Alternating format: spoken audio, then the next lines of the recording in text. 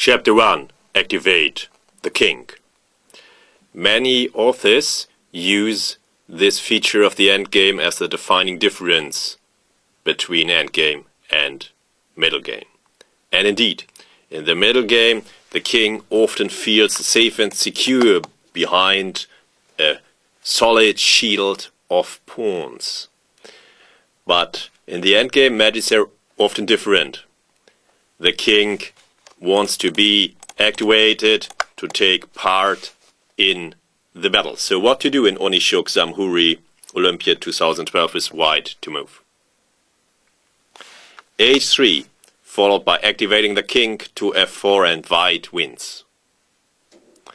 This is of course also one of the differences, that it is often easier to make such definitive assessments of the position. Yeah, white's king is quicker, black's pawn structure is broken, and this is enough here to win. And black has no defense. After king f6, g4 undermines black's structure, and the e4 pawn is lost sooner or later, either in the bishop endgame or in the pawn endgame. Yeah. And white's active king makes all the difference, which is very typical for endgames. Variation by Baburin from Chess Today. Okay, so Zamhuri played h5, and yeah, this is one of the reasons why I chose the example. Onishok further activated his king. It came from g1 and is now heading directly to the heart of black's position. Here bishop c4 would also win directly, but okay, there's nothing wrong with advancing the king. And yeah, black's king is really not going anywhere. Onishok applies the principle do not rush, as black has no real counterplay, and black's king is going nowhere. And now bishop c5 either simplifies to a completely one pawn endgame or wins many, the f7 first and many other pawns later. Yeah, simplification of two pawn endings must be calculated very carefully, of course. Another guideline. I'll come back later, but let's stay with the active king for the moment.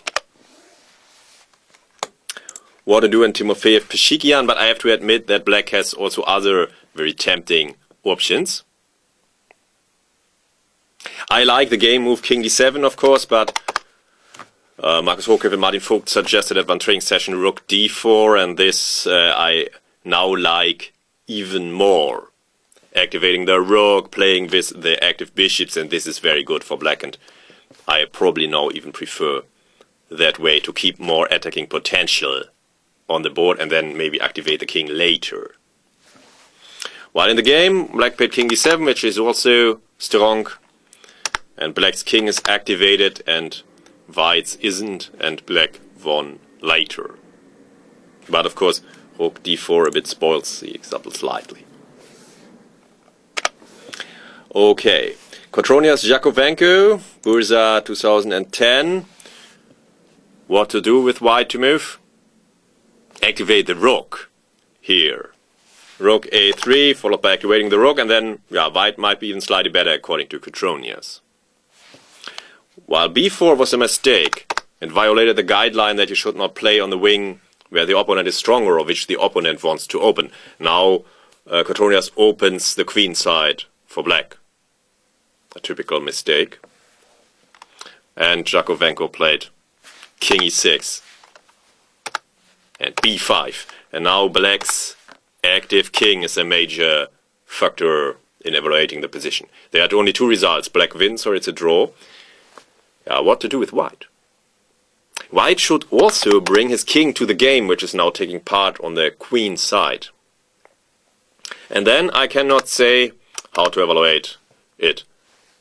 Both options are still open, but of course, in practical play, Jakovenko would have had good winning chances. It is very difficult to defend such a position. Well, after rook f3, black was definitely winning. Black's active king is much more important than white's extra pawns. and king e4, king c4, going to this typical dominating formation, and if you compare the activity of the kings and look at the dangerous passed b pawn, then it's clear that black should be winning, and indeed that is the case, and Jakovenko converted it after some further moves. Aronia and Kramnik, Alekhine Memorial 2013 shows another typical scenario. White to move. The a6 is not important. It's all about king activity. And white is winning. Because white has the most dangerous passed pawn on the board, and Aronia's king can't support it. Here, unfortunately, both moves win. King takes e5 is also winning, but there's nothing wrong with Aronian's approach. And this is a typical scenario for rook endings where the drawish tendency is not so seen, because black's pieces are not active. And creating counterplay just lasts long. Okay, no counterplay on the queen side. And this plays against the counterplay on the king side and helps the d pawn. The checking distance, of course, is not large enough here. It should be 3 squares as a guideline. We will see later. Okay, Kramnik has managed to activate his rook, but what counts is the activity of white's king. The king likes to help such a passed pawn. It's one of the features of an active king. Black is lost in any case, but okay, let's see the fourth fast which arises. Okay, and the main guideline for the fourth fast is that the side which gives the first check wins, but obviously here it's wrong, as this is no real attack. Aronian just gives the counter check, and now his attack is for real. Game over. So Kramnik resigned as he's mated.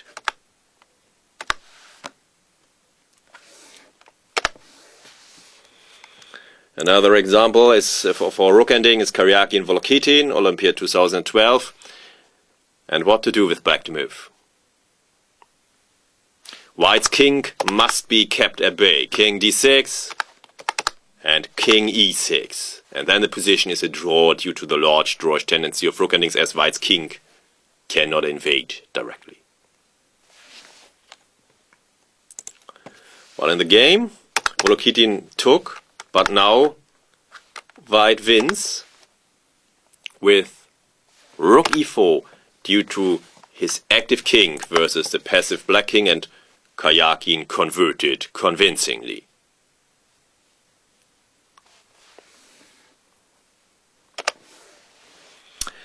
Another important difference between a middle game and an endgame is that the attacking king often helps its forces hunting the enemy.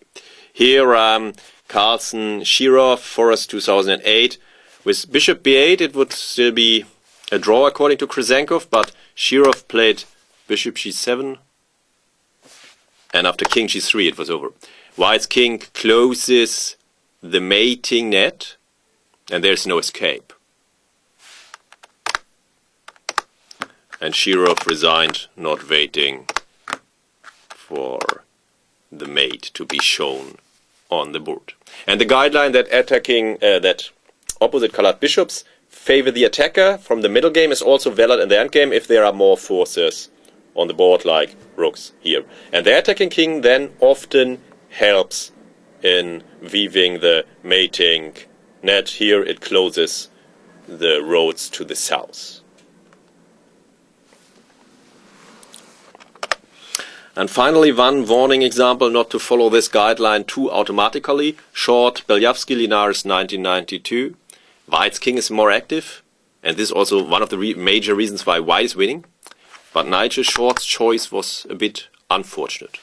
So even with reduced firepower in the endgame, be careful, don't run into mating attacks or perpetual check patterns or whatever by activating the king automatically. But calculate concrete variations as well, of course. Do not use any guideline just automatically, but only to help find candidate moves, to orientate yourself, and then to bake up your conclusions with concrete calculation. Chess is a concrete game after all. So white is indeed winning due to his active king. This is an example for the guideline, and knight takes f6 wins.